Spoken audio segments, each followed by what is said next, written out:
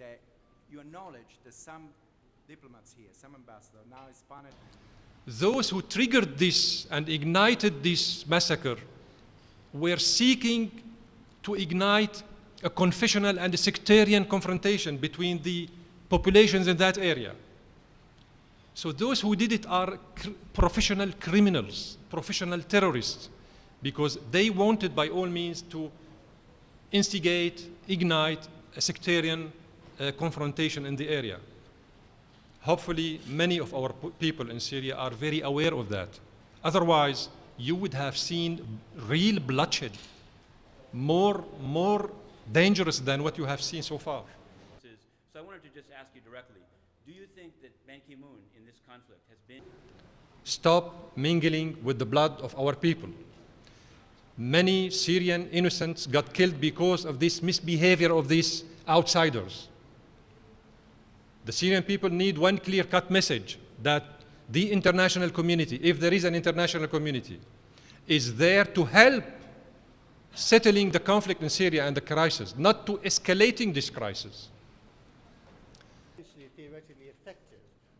What have you agreed with the Russians? Yes, there are clearly terrorist elements at work in Syria.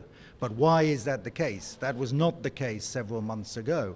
The reason that the situation and the crisis have become so grave and that there is now space for these third elements to come in and cause mayhem in Syria is because the Syrian government has failed to live up to its commitments under the Annan plan, its commitments to the international community. So the responsibility lies firmly with Damascus for the crisis that is gradually deteriorating.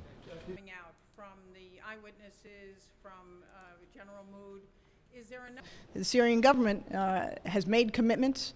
It's blatantly violated those commitments, and I think it's quite clear, as we've said for many weeks, if they continue to do so, there should be consequences. And the statement did say that the Syrian government needed to pull back troops and... We support political settlement in Syria. We are not one-sided. We are not allied in some kind of treaty form with the government. This is a country with which we have had a long and friendly relationship for a long time. And we are very troubled by the current tragedy. And we think the strategy we have been advocating from the outset has been a strategy which brought about the Kofi Annan plan, and which needs to be implemented. Doesn't happen, but then she started to talk about solution outside of the country.